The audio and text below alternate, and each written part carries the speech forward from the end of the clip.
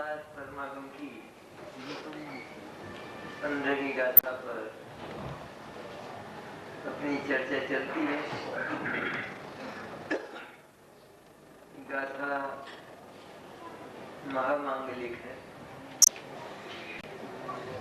गाथा यदि आत्मसात हो जाए तो एक ही क्षण में अनंत भव का अंत हो, ऐसी सामर्थ्य वाली गाथा है।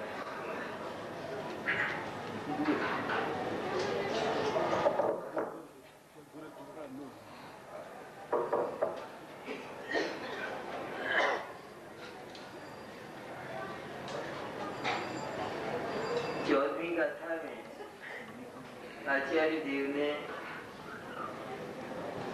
श्रद्धा, सम्यक दर्शन के विषय को स्पष्ट किया। 5 भाव स्वरूप एक आत्म तत्व है, शुद्ध परिशुद्ध, सदा एक रूप रहने वाला। ऐसे आत्म तत्व को जो देखता है, जो अनुभव करता है, जो निर्विकल्प स्वसंवेदन करता है, उसका नाम शुद्ध नय है।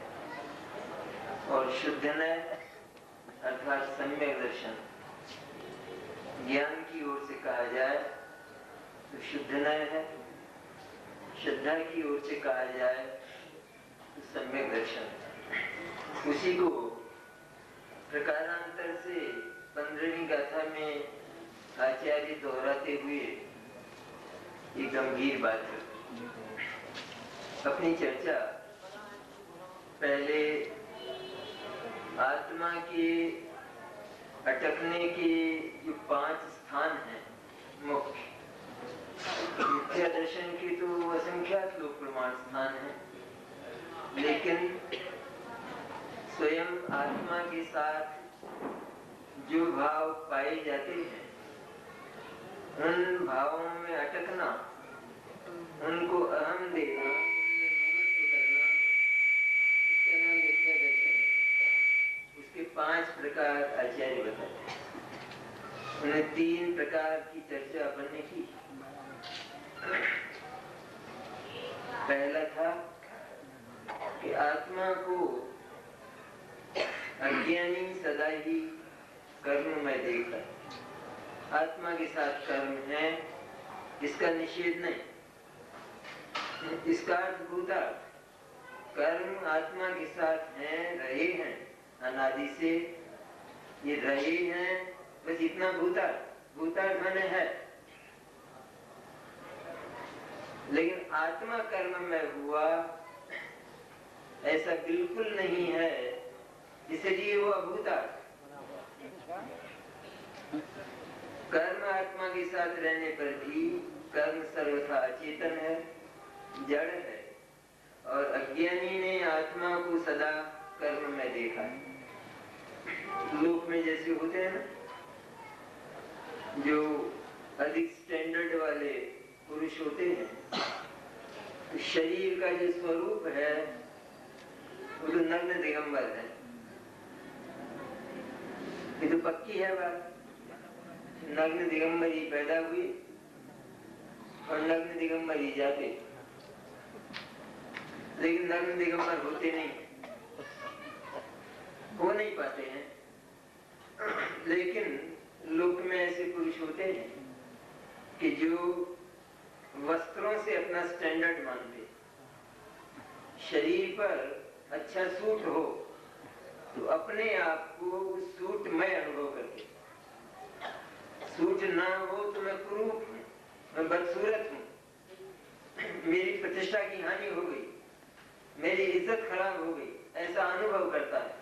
जब शरीर और वस्त्र दोनों न्यारे न्यारे एक नहीं, तो भी जैसे लोग के क्या अज्ञानी कर्म में तो स्टैंडर्ड मानते हैं अपना, लेकिन सचमुच शरीर के स्वरूप को न जानकर, शरीर को वस्त्र सहित मानकर अपनी प्रतिष्ठा का अनुभव करने वाले पुरुषों के समान जो अज्ञानी अचेतन कर्मों के साथ रहते हुए आत्मा को कर्ममय अनुभव करता है और शिकायत करता है, क्या करूं, कर्म का उदय है। मिथ्या दर्शन को छोड़ना बहुत चाहता हूं, अज्ञान से मुझे प्रेम नहीं है, लेकिन कर्म का जो उदय है तो मेरा क्या वश चलता है। इसलिए जो कर्म के वशीभूत होकर अर्थात कर्म और आत्मा को एक में एक अनुभव करता है, ये पहले प्रकार का बद्ध स्पृष्ट नाम का मिथ्या दर्शन है। अबद्ध स्पृष्ट, अबद्ध और अस्पृष्ट कर्म साथ रहने पर भी एक दूसरे को परस्पर छूते नहीं हैं, ऐसा आचार्य ने प्रारंभ में ही संकेत कर दिया।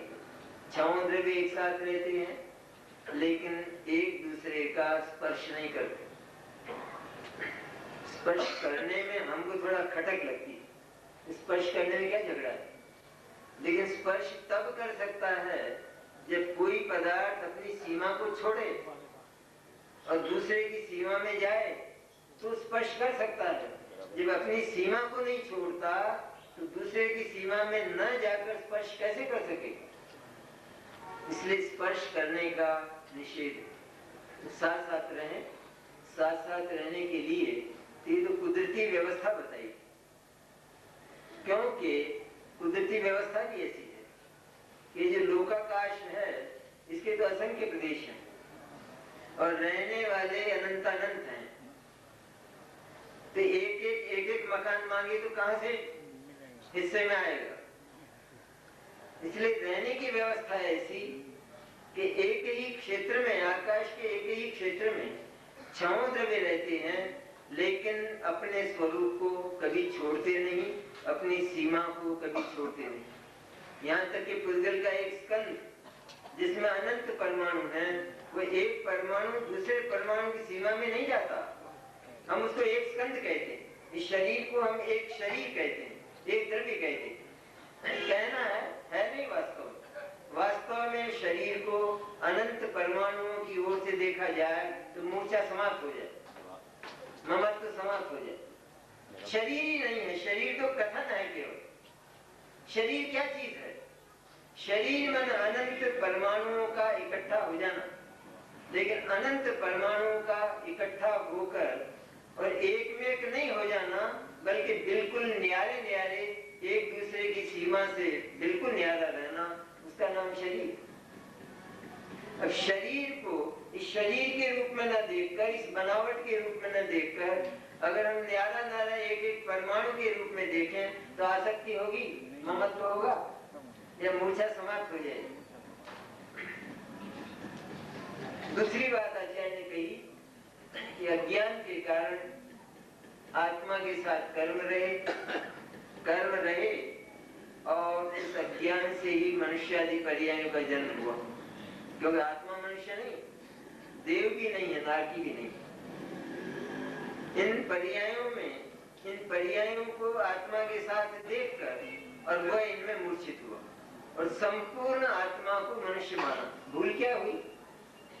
मनुष्यत्व है, भले वो व्यवहार है लेकिन है, इतनी बात सही है, लेकिन आत्मा संपूर्ण रूप से मनुष्य है, ये झूठ है, ये असत्य है। इसने उस मनुष्य पर्याय को साथ में देखकर आत्मा को संपूर्ण रूप से मनुष्य माना और मनुष्य माना तो समस्त चिंताओं का आक्रमण हुआ, समस्त भय का आक्रमण हुआ। जो ही मनुष्य माना तो चित्त में आया कि किसी दिन मनुष्यत्व समाप्त होगा, मर जाएंगे किसी दिन, और मरण का भय कभी टल नहीं सका।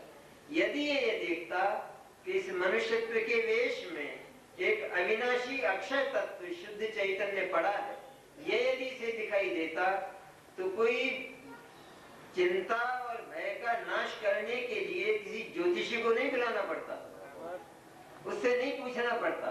पर मैं तो अक्षय और अनंत हूँ, ऐसी जहाँ ऐसा विश्वास और ऐसा ज्ञान जहाँ जागता तो भय और चिंता सारी समाप्त हो जाती। इसलिए दूसरा ठिकाना मिथ्या दर्शन। शरीर का आत्मा के साथ रहना मिथ्या दर्शन नहीं, कर्म का आत्मा के साथ रहना मिथ्या दर्शन नहीं, लेकिन ज्ञान का काम यह है कि वो देखभाल कर चले, क्योंकि समझ वाला है ना ज्ञान। जब समझ वाला है तो उसकी समझ कहाँ खो गई कि चेतन और अचेतन जिनकी सीमाएं न्यारी न्यारी हैं वे एक कैसे हो सकते। इसलिए कर्म आत्मा के साथ रहकर भी आत्मा पर किसी प्रकार का प्रभाव असर कुछ करने में समर्थ ही नहीं है। उसे ये मालूम ही नहीं है आत्मा कौन होता है, उसे स्वयं ये नहीं मालूम कि कर्म कौन होता है, पुद्गल कौन है ये पुद्गल को मालूम नहीं। इसलिए कर्म से आत्मा सदैव बेअसर रहा और आत्मा ने अज्ञान में कर्म का असर मानते हैं ना, असर मानते हैं। कई व्यवसायी नहीं होते कि जो जब जाते हैं अपने दुकान के स्थान पर और वहां प्रथम ही कोई आ जाए, कोई ग्राहक आ जाए, कस्टमर आ जाए और कुछ खरीद कर न ले जाए और दिन भर ऐसा ही बीत जाए सारा का सारा, तो कहता आज किसी मनहूस का मुंह देखा है, किसी मनहूस का मुंह देखा इसलिए सब चौपट हो। ऐसे मूर्ख लोग दुनिया में हैं। इसी तरह आत्मा की ये मूर्खता कि जो कर्म आत्मा से सदा ही न्यारा है, पास पास रहने का तो कुदरती विधान है। कहते जब पदार्थ एक दूसरे से सदा भिन्न ही रहता है और एक दूसरे में कभी मिलता ही नहीं है, सीमा को छोड़ता ही नहीं है, तो एक साथ रहने में निषेध क्या है, एक साथ रहने में आपत्ति क्या है? आपत्ति तो तब हो कि जब एक साथ रहकर एक दूसरे की सीमा में प्रविष्ट हो जाए और अतिक्रमण करें, तब निषेध है। और कुदरत का तो ये विधान अटल है और अनंत है कि ऐसा कभी होने वाला नहीं। तीसरे बोल में अपन ने देखा कि हर पदार्थ में षड्गुणी हानि वृद्धि ये पर्याय का धर्म है, ये कोई गुण का और द्रव्य का नहीं। और पर्याय में भी कोई पर्याय में हानि वृद्धि होती है ऐसा नहीं। पर्याय तो एक अखंड है, लेकिन पर्याय में भी कुछ अंशों की कल्पना की जाती है जिनको अविभाग प्रतिषेध कहिए। वे जड़ और चेतन हर पदार्थ की पर्याय में प्रति समय होती है, उनमें घटाबड़ी होती रहती। एक ही समय में 6 प्रकार की हानि और 6 प्रकार की वृद्धि होती है। 6 प्रकार की हानि और 6 प्रकार की वृद्धि ये पर्याय का धर्म है, ये द्रव्य का धर्म नहीं।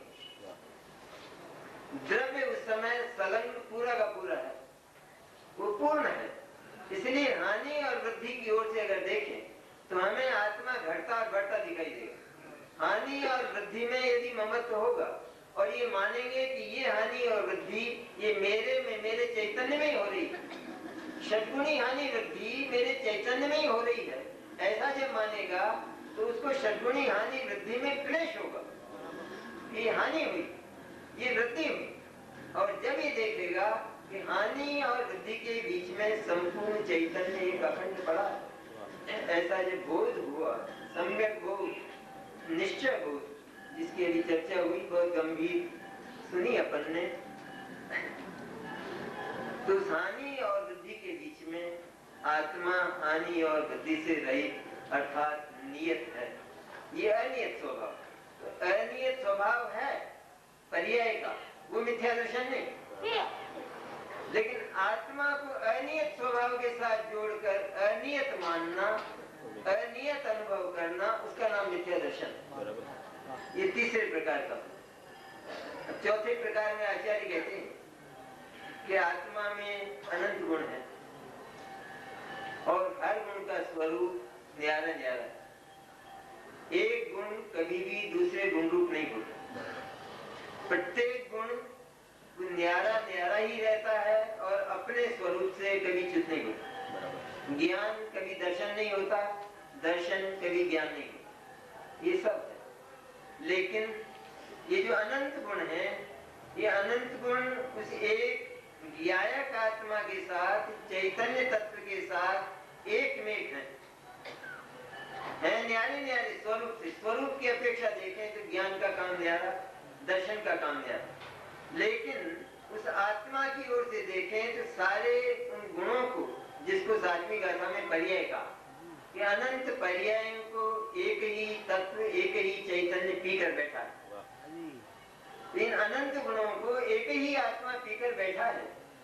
ऐसा न जानकर मैं ज्ञान वाला हूँ, मैं दर्शन वाला हूँ इत्यादि इन गुणों में अटकना और गुणों में अटक कर ये विश्वास करना कि क्योंकि ये आत्मा के शुद्ध गुण है, ज्ञान आत्मा का शुद्ध गुण है, चारित्र आत्मा का शुद्ध गुण है, आनंद आत्मा का शुद्ध गुण है, इस तरह आत्मा के गुणों का चिंतन करते करते मुझे आत्मा मिल जाएगा, अनुभूति हो जाएगी।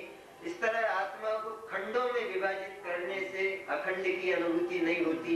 ये खंड की, अंश की जो मूर्छा है उसका नाम विशेष है और आत्मा अविशेष, निर्विशेष है।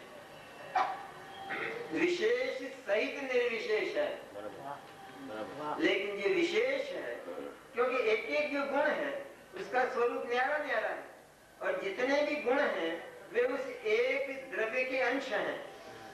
अंश हैं सारे के सारे।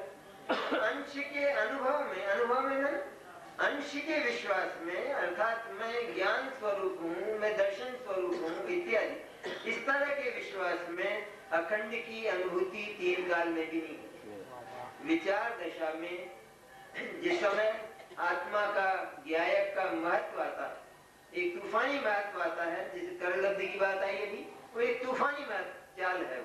उसमें आत्मा की उछलती हुई महिमा, ज्ञान उछलता है, उल्लसित होता है, मन प्रसन्न रहता है, कर्मों से घिरा है, राग द्वेष पड़े, मिथ्या दर्शन अभी पड़ा, ये सब पड़े। ये सब पड़े रहने पर भी ज्ञान को तो ये कला है कि वो इन सबसे न्यारा रहकर अकेले ज्ञायक की ओर झांकता है, अकेले चैतन्य की ओर झांकता है। तो उस चैतन्य की ओर झांकता हुआ जो ज्ञान है वो अनंत गुणात्मक है, वो चैतन्य। पर अनंत गुणात्मक होने पर भी यदि एक गुण को लेकर और उस आत्मा को देखा जाए तो केवल अंश का अनुभव होगा, अंशी निरंश उस अखंड का अनुभव नहीं होगा।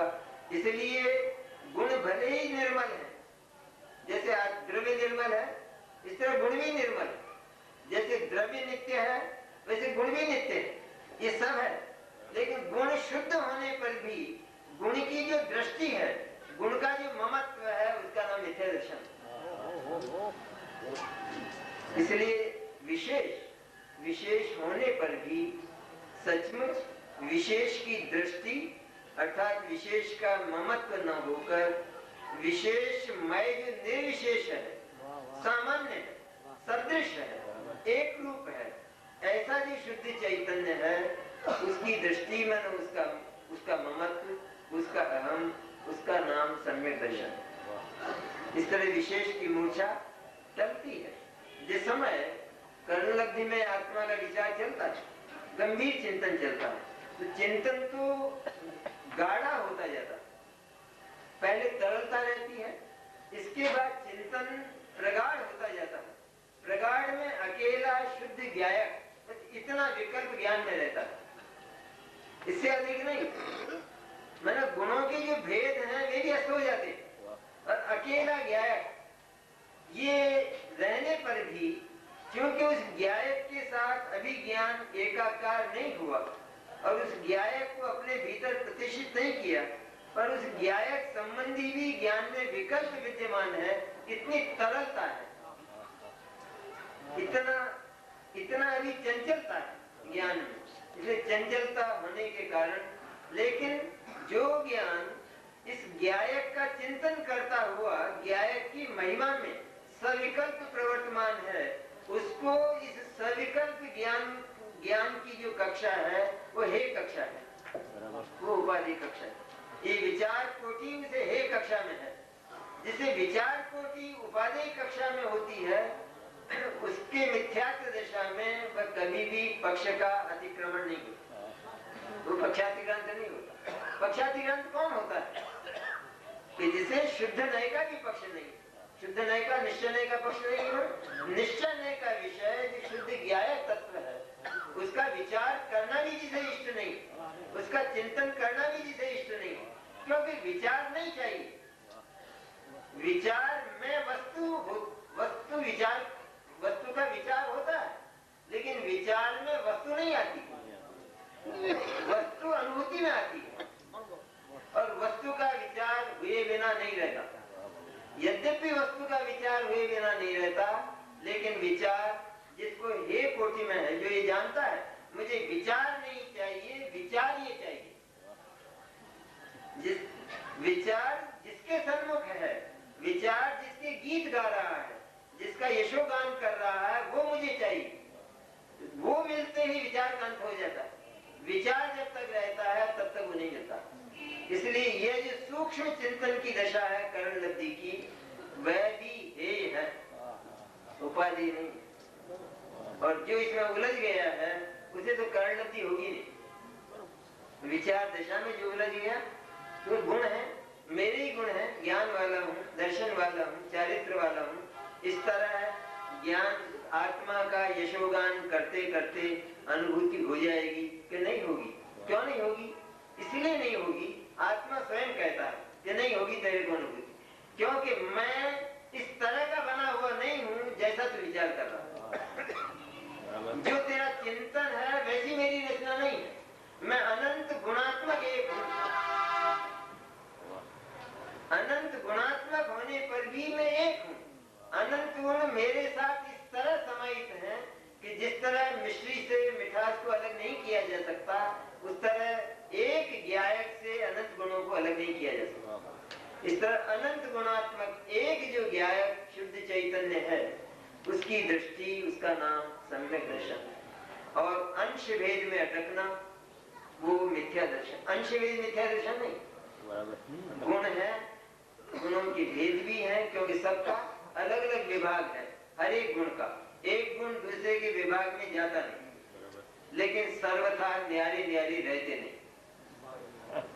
ये सब होते हुए की व्यवस्था ऐसी है वस्तु की।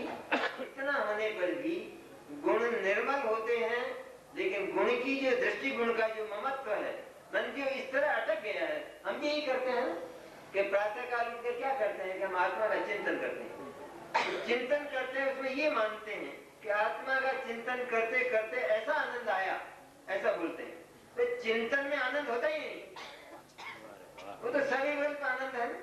अभी आई ना बात, सविकल्प आनंद। मैंने वो जैसे भोग का आनंद है, वो आनंद नहीं होता, क्योंकि ज्ञायक के सन्मुख है, इसलिए आनंद उस ज्ञायक के चिंतन में होता है, लेकिन वो अतीन्द्रिय नहीं होता। यहाँ तक भी इंद्रिय है, क्योंकि सारा का सारा मानसिक विचार है, मन का विचार है। इसलिए विचार में वस्तु आती नहीं है, और वस्तु के मिल जाने पर विचार गायब हो जाता है। इसलिए विचार में अटकना ये मिथ्यात्व का चौथा रूप है, मिथ्या दर्शन।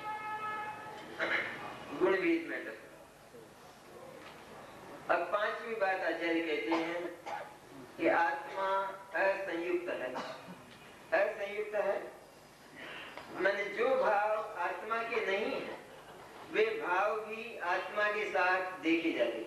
स्वयं आत्मा में उत्पन्न होने वाले, आत्मा की पर्याय में उत्पन्न होने वाले वे राग द्वेषादि भाव, मिथ्यात्वादि भाव, वे आत्मा में प्रविष्ट नहीं है, शुद्ध चैतन्य में प्रविष्ट नहीं है, लेकिन शुद्ध चैतन्य के साथ देखे जाते। साथ देखे जाने पर भी जैसे कर्म आत्मा के साथ देखे जाते हैं, उसी तरह मिथ्यात्वादी भाव भी आत्मा के साथ देखे जाते। लेकिन जैसे कर्म आत्मा से भिन्न अत्यंत अचेतन स्वभाव वाला है, इस तरह मिथ्यात्वादी भावों में चेतना नहीं है, मिथ्यात्वादी भावों में चैतन्य नहीं है। मिथ्यात्वादी भाव, राग द्वेषादि भाव में आत्मा का कोई गुणधर्म नहीं। आत्मा का ज्ञान दर्शन चारित्र जैसे होता है कि सब्जी होती है और उस सब्जी में आम है, जैसे तब आम की जो गुठली है वो आम ही कहलाती है, जिसे हम खरीद कर लाते हैं। लेकिन आम को हम चूस लेते हैं रस को, और उसके छिलके और गुठली को फेंक देते हैं। तो आम की गुठली आम कही जाने पर भी सचमुच उसमें आम का कोई तत्व नहीं है, उसमें आम का कोई प्रोटीन नहीं है, कोई विटामिन नहीं। इस तरह मिथ्या दर्शन, अज्ञान, असंयम राग द्वेष पाप पुण्य, ये जितने भाव हैं, इस सबका जन्म एकमात्र शुद्ध चैतन्य के आदर्शन के कारण अज्ञान से हुआ। एक ही बात, और ज्यादा लंबाई में नहीं जाना, विस्तार में नहीं। क्यों जन्म हो गया इनका? कि चैतन्य के आदर्शन से। मैं शुद्ध चैतन्य हूँ, केवल इतना बोल, इतना स्वर, ये गायब रहा अनादिकाल से, और अनादिकाल से इन भावों का जन्म हुआ। शुद्ध चैतन्य का आदर्शन रहा, मैंने शुद्ध चैतन्य में अहम नहीं रहा, मैं एकमात्र शुद्ध जीवात्मिकाय हूँ, और है, इसमें संदेह नहीं है। ये बात अनादिकाल से जानने में नहीं आई, तब श्रद्धा और ज्ञान वे अपना काम तो करते। तो जब श्रद्धा का विषय शुद्ध चैतन्य नहीं बना, ज्ञान के संवेदन में शुद्ध चैतन्य नहीं आया, तो कुछ न कुछ तो आएगा, ऐसे ही पर्याय तो होगी। श्रद्धा की पर्याय भी होगी और ज्ञान की पर्याय भी होगी। श्रद्धा की पर्याय का काम यह है कि उसकी सीमा में पर है ही नहीं, उसकी सीमा में आत्मा ही है। मैंने जो कोई उसका विषय बनता है वही उसका आत्मा, शरीर उसका विषय बनता है तो आत्मा। मैंने उसका जो स्वर है उसमें अहम के सिवाय दूसरा है ही नहीं। श्रद्धा की दुनिया में परिणाम की कोई चीज नहीं है, इसलिए जगत में अनंत है, ये विश्व अनंत है, अनंत अनंत पर्याय, अपनी पर्याय, पर की पर्याय अनंत अनंत है। और श्रद्धा वो सब में अटकती क्रम से है, लेकिन उस मिथ्या दर्शन की शक्ति इतनी कि वो सारे लोकालोक को अपने भीतर हजम करके बैठा, पकड़ के बैठा। शक्ति इतनी है, चलता क्रम से, कभी शरीर के प्रति अपना, कभी राग के प्रति अपना, कभी मिथ्या दर्शन के प्रति अपना, कभी सम्यक दर्शन के प्रति। सम्यक दर्शन होगा नहीं, मोक्ष के प्रति अपना तो है या नहीं है? ये 7 तत्व हैं, तो उन 7 तत्व की श्रद्धा उस निश्चय सम्यक दर्शन तो नहीं है। 7 तत्व की श्रद्धा व्यवहार सम्यक कहा, उसका सीधा अर्थ ये वो सम्यक दर्शन नहीं है, व्यवहार का अर्थ ही है। क्योंकि सम्यक दर्शन वो कोई 7 प्रकार का तो नहीं होता, और आत्मा भी 7 प्रकार का नहीं। आत्मा तो एक ही प्रकार का है, लेकिन आत्मा के साथ पाए जाने वाले जो अन्य भाव हैं, कि जो वास्तव में आत्मा नहीं है, लेकिन आत्मा के साथ रहने के कारण आत्मा कहे जाते हैं, उन भावों सहित आत्मा का अनुभव करना वह मिथ्या दर्शन है, उसका नाम अज्ञान। क्योंकि आत्मा 7 प्रकार का कहाँ है? आत्मा तो एक ही प्रकार का सदृश एक रूप रहने वाला अखंड और अक्षर तत्व है, चैतन्य है। एक रूप में कहा जाए शुद्ध चैतन्य, जिसमें किसी की मिलावट नहीं और जिसमें परिणमन का भी अभाव। अभी तो रहित और सहित की बात आई, अभी तो पहले श्रद्धा की बात करना, तो श्रद्धा कोई सहित की बात करती नहीं, वो तो ज्ञान करेगा, वो डिपार्टमेंट ज्ञान का, वो सारा काम ज्ञान कर लेगा। अगर श्रद्धा ये काम कर ले तो ज्ञान की जरूरत न रहे, क्योंकि श्रद्धा ही ज्ञान बन जाए। श्रद्धा में ज्ञान नहीं है और ज्ञान में श्रद्धा नहीं है। ज्ञान श्रद्धा को जानता है, श्रद्धा ज्ञान को नहीं पहचानती। जो श्रद्धा है उसका डिपार्टमेंट क्या, उसका काम क्या, कि श्रद्धा में ज्ञान नहीं। अभी ज्ञान नहीं तो श्रद्धा कैसे होती होगी? तो होती ज्ञान पूर्वक है, लेकिन श्रद्धा स्वयं ज्ञान नहीं है। श्रद्धा का स्वर केवल एक अहम, मन में भी ज्ञान आ जाता है, मेरा, वहां से ज्ञान का प्रारंभ हो जाता है, अथवा अज्ञान का प्रारंभ हो जाता है। लेकिन श्रद्धा में तो केवल अहम होता है। इसलिए जब शुद्ध चैतन्य शुद्ध जीवात्मिका है, जो सदा से है, अनादि अनंत है, उसकी ओर श्रद्धा नहीं झुकी और उसमें श्रद्धा ने अहम नहीं किया, तो श्रद्धा को अहम तो करना ही करना है किसी न किसी, क्योंकि श्रद्धा गुण है और हर गुण की प्रति समय कोई न कोई पर्याय होती है। तो जब जो अपना है वास्तव में और जिसमें अहम करना चाहिए उसमें अहम नहीं हुआ, तो भी श्रद्धा का कोई न कोई दूसरा विषय तो बनेगा ही बनेगा। तो जो कोई उसका विषय बना वही आत्मा, वही मैं, ये उसका स्वर। तो कोई भी उसका विषय बने, यहाँ तक के मोक्ष पर्याय सिद्ध दशा, वो भी उसका विषय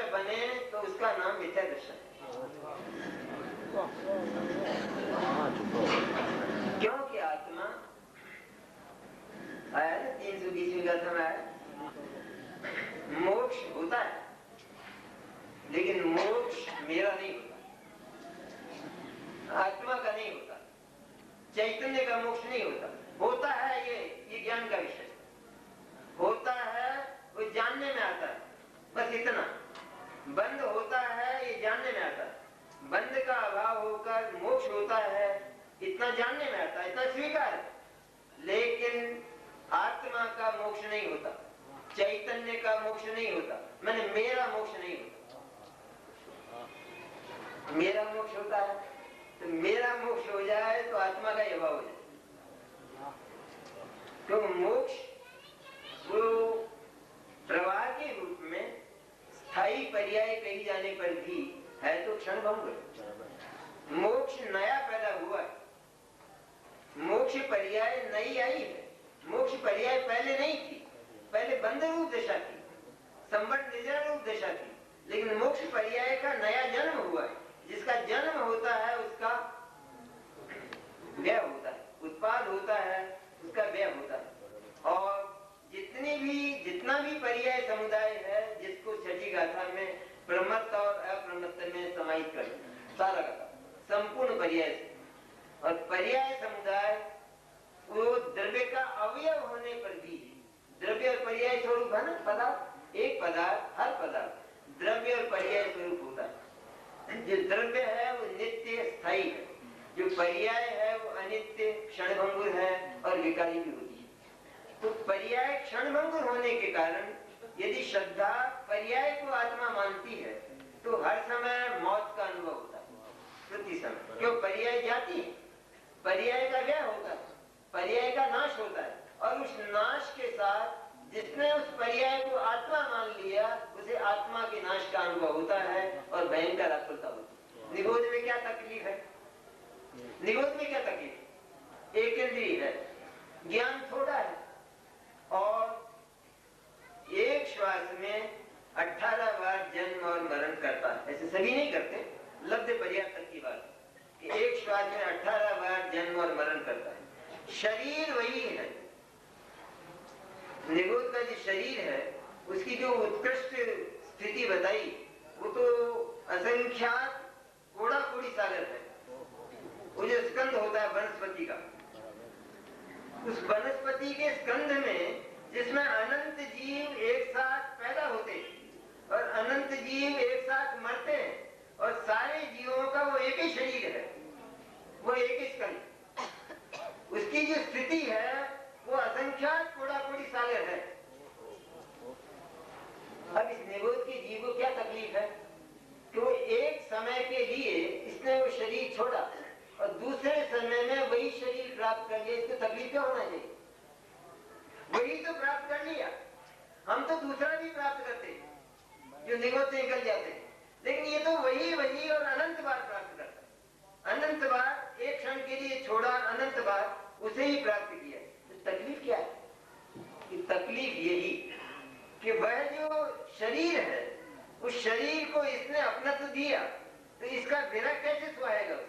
उस शरीर को ही जिसने आत्मा माना तो एक क्षण के लिए भी उसका विरह बर्दाश्त नहीं हो सकता, और एक क्षण के लिए भी विरह हुआ तो इसको संपूर्ण आत्मा का विरह अर्थात नाश लगता। ये आकुलता है। वहां कोई दुख देने वाला नहीं नरक की तरह से, लेकिन अनंत कष्ट और अनंत आकुलता है। इसलिए जो दशाएं हैं ये संयोगी दशाएं, संयुक्त का है, ध्यान देने की है बात।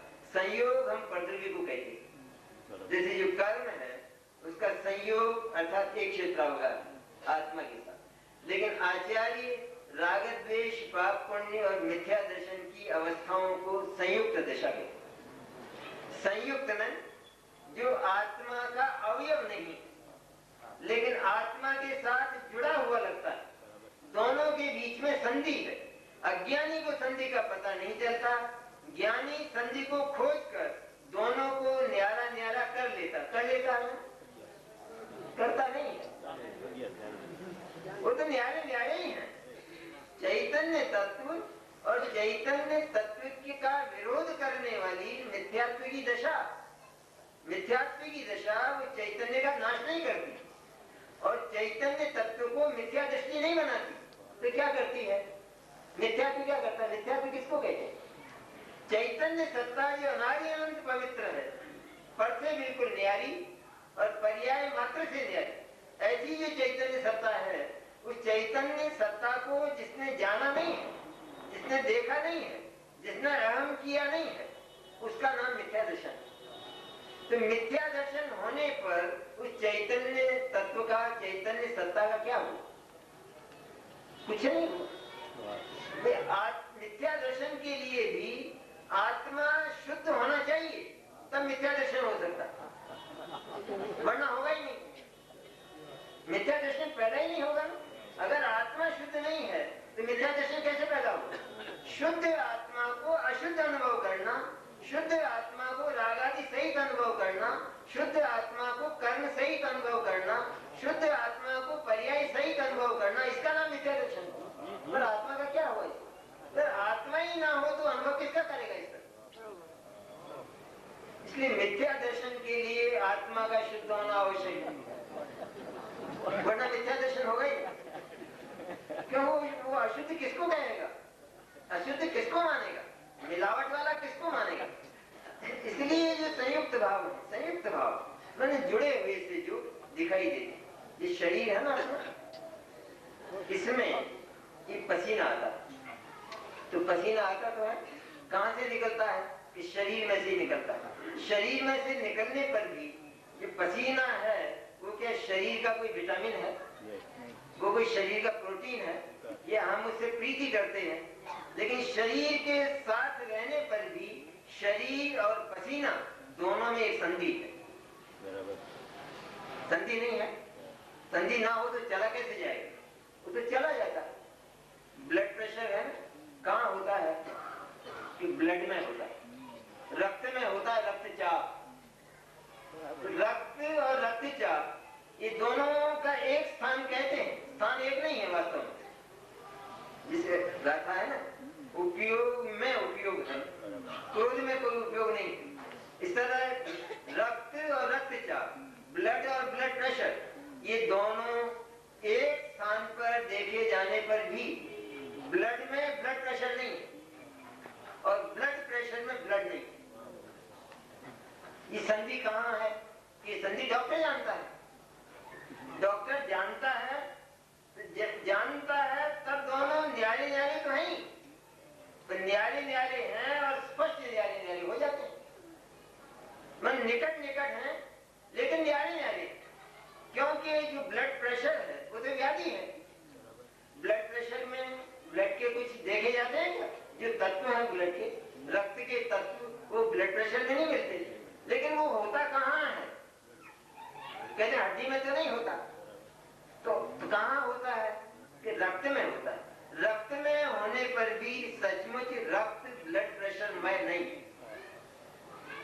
वो होने पर भी उन दोनों के बीच में एक संधि है, जिसे विशेषज्ञ चिकित्सक जानता है और वह औषधि का प्रयोग वहां करता है। औषधि के प्रयोग से दोनों न्यारे न्यारे तो थे ही और प्रकट रूप में न्यारे न्यारे हो जाते।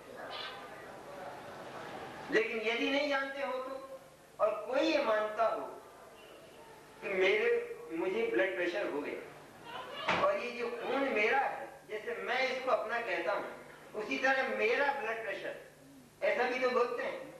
तो मेरा ब्लड और मेरा ब्लड प्रेशर दोनों एक ही बात है। हम मन में दोनों को एक ही मानते हैं। जैसे ब्लड में हमको आ सकती है, वैसे ब्लड प्रेशर में भी आ सकती है। मेरा ब्लड प्रेशर कहने पर भी जो चतुर व्यक्ति है वो आ सकता है, और मेरा ब्लड कहने पर उसमें आ सकता है। तो दोनों न्यारे न्यारे तत्व हुए ना, उसकी संधि को चतुर पुरुष जानता है। उसी तरह राग द्वेष, पाप पुण्य, मिथ्या दर्शन, अज्ञान, ये सारे के सारे ये चैतन्य के साथ ब्लड प्रेशर की तरह है। केवल आत्मा के क्यों कहे जाते हैं? ऐसा भी कहा कि आत्मा रागी द्वेषी, आत्मा के राग द्वेष, आत्मा मिथ्या दृष्टि, मिथ्या दर्शन आत्मा का। उसका अर्थ क्या है? कि ये जो मिथ्या दर्शन और राग द्वेष के भाव हैं, ये कोई पत्थर में पैदा नहीं होते, ये कोई दीवार में पैदा नहीं होते। इनके पैदा होने का स्थान है वो केवल आत्मा की पर्याय है। ये बताने के लिए उनको आत्मा का कहा जाता है। लेकिन आत्मा मान लिया जाए तो अनर्थ नहीं हो जाता, वो तो आत्मा विरोधी तत्व है। आत्मा कैसे हो जाएगी? हमारा जो उदर है, पेट है हमारा, उस पेट में और तो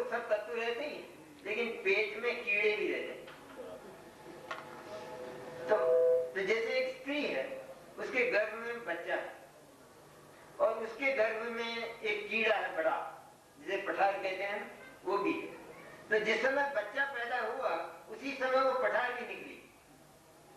कहां से निकली? क्यों? उदर में से निकली। तो जिस समय वो पठार थी पेट में, तो उस समय वो स्त्री ये बोलती थी कि मेरे पेट की पठार ये निकलती नहीं, इसे निकलना चाहिए, ये बहुत तकलीफ देती। और पेट में बच्चा नहीं था, दोनों थे। अब जब निकली तो बच्चे को तो इधर रख लिया और पठार को उधर रख दिया। ये क्या हुआ? जन्म कहाँ हुआ? लेकिन कि जैसे बच्चे का जन्म पेट में हुआ उसी तरह पठार का जन्म भी पेट में हुआ, पत्थर में नहीं हुआ। लेकिन जैसे वो बच्चा पैदा हुआ, वो बच्चा तो हमारा है, लेकिन पेट से पैदा होने वाली पठार तो क्या हमारी है? और हमारा हमने कहा तो सही उसे, इसलिए कहा कि इसका जन्म यदि होता है तो यहाँ होता है, बस केवल इतना, ये बताने के लिए, माने अन्य द्रव्य से पृथक करने के लिए और ये बताने के लिए कि पठार पैदा होने का स्थान कौन सा है, ये बताने के लिए उसे हमारा कहा। लेकिन हमारा मान नहीं लिया। हमारा मान लिया होता तो एक स्तन से तो बच्चे को दूध पिलाती और दूसरे स्तन से पठार को दूध पिलाती, लेकिन ये तो होता ही नहीं। इसी तरह राग द्वेष पुण्य पाप के भाव वो ज्ञान नहीं है, वो आत्मा नहीं, उनमें ज्ञान नहीं है। राग द्वेष स्वयं ये नहीं जानते कि मैं राग हूं। भक्ति का भाव स्वयं ये नहीं जानता कि मैं भक्ति हूं। पुण्य का भाव स्वयं ये नहीं जानता कि मैं पुण्य हूं। पाप का भाव ये नहीं जानता कि मैं पाप हूं। और ज्ञान जानता है कि ये पुण्य है और ये पाप। तो कौन हुआ आत्मा? ज्ञान हुआ आत्मा। पुण्य और पाप ये तो पैदा होकर नष्ट हो जाने वाले भाव हैं और सदा के लिए नष्ट हो जाते।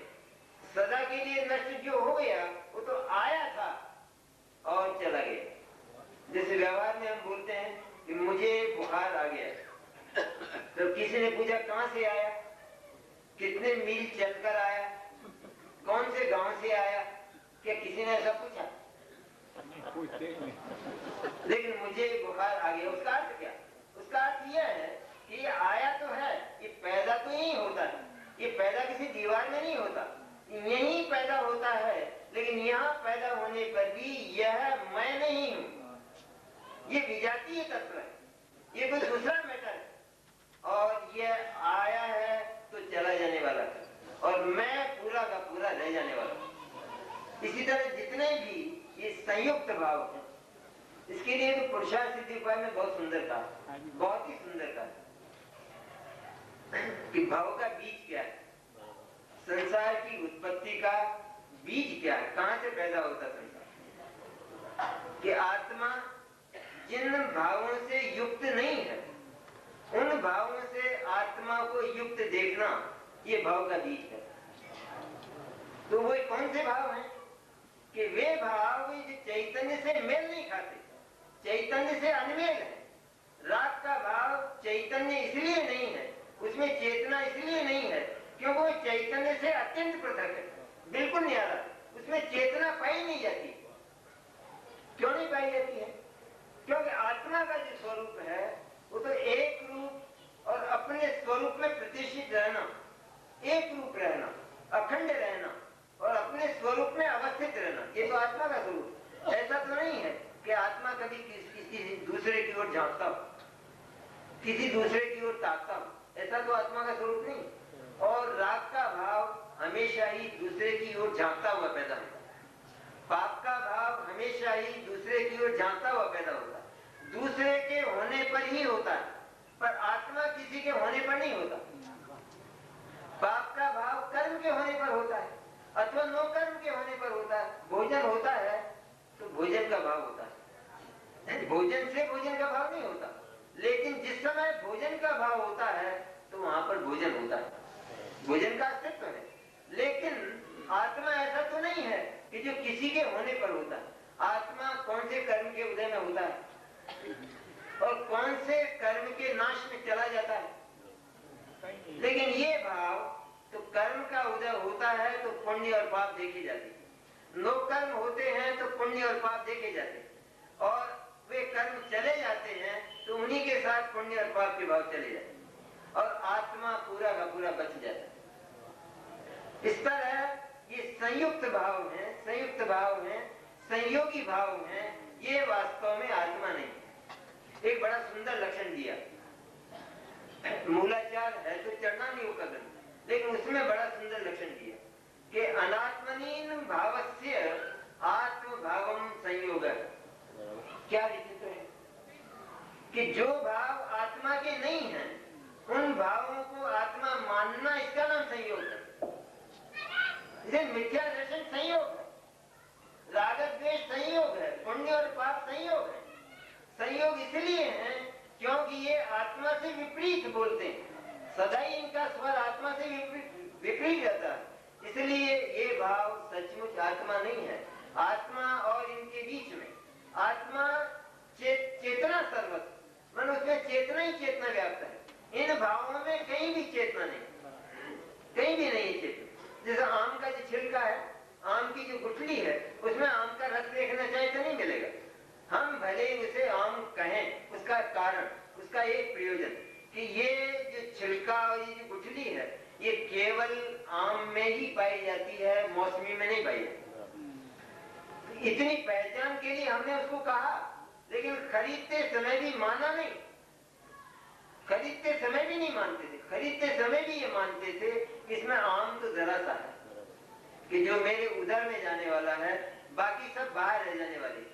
इसी तरह जितने भी ये अनात्मीय भाव हैं, जो आत्मा से मेल खाते ही नहीं, क्योंकि आत्मा तो स्वरूप में प्रतिष्ठित रहने वाला, ज्ञान और आनंद में छकाछक रहने वाला एक अविनश्वर तत्व है।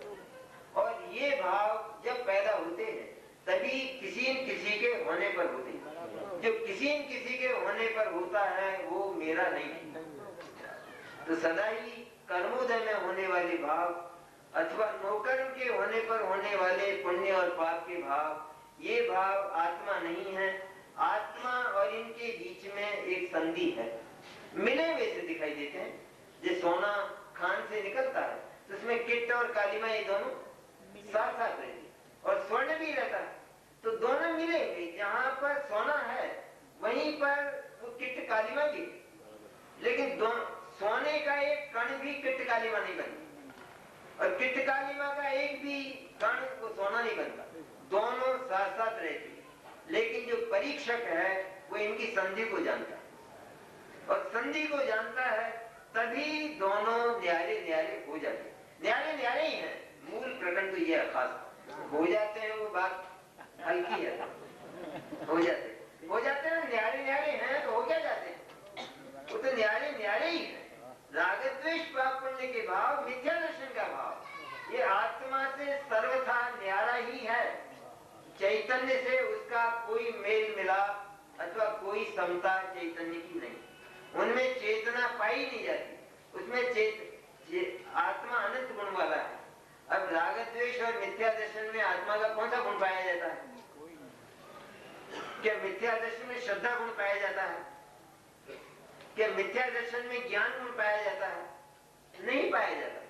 इसलिए ये भाव सारे के सारे आत्मा के साथ देखे जाने पर और आत्मा की उस अज्ञान दशा से उत्पन्न होने के कारण आत्मा के कहे तो जाते हैं, क्योंकि इन्हें यदि आत्मा का न कहें तो हम आसमान की तरफ देखें मिथ्या दर्शन की, कि मिथ्या दर्शन कहाँ रहता है?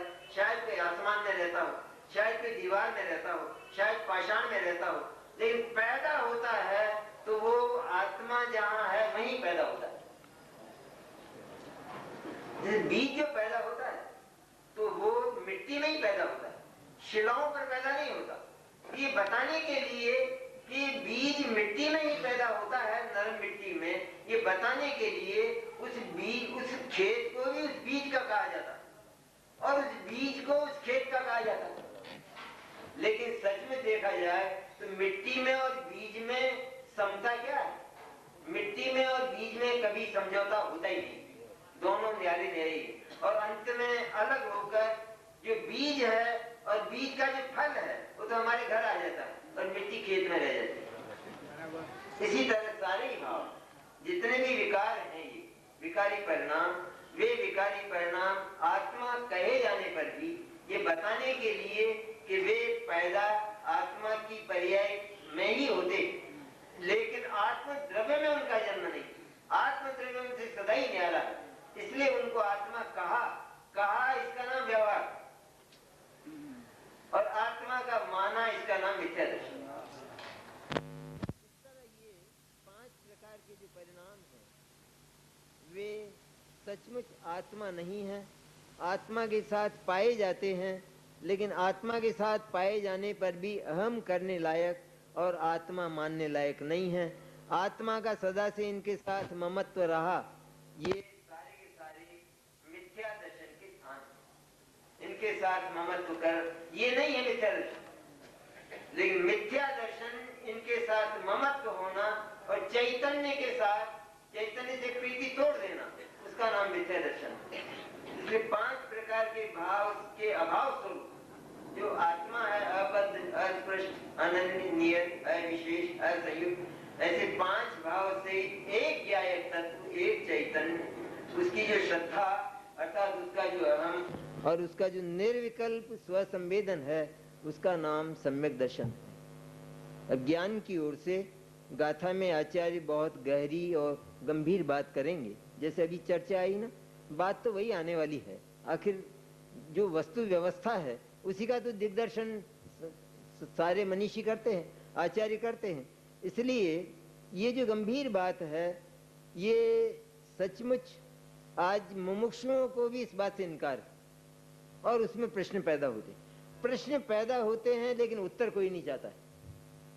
सबसे बड़ी दुविधा यह है, और उसका उत्तर आचार्य देने वाले, क्योंकि एक अन्य प्रकार का मिथ्या दर्शन और बाकी है। ये 5 प्रकार के तो ही सही, लेकिन एक अन्य प्रकार का और है कि जिसको जीव मिथ्या दर्शन मानता ही नहीं, उसको तो सम्यक दर्शन मानता, सम्यक ज्ञान मानता, उसका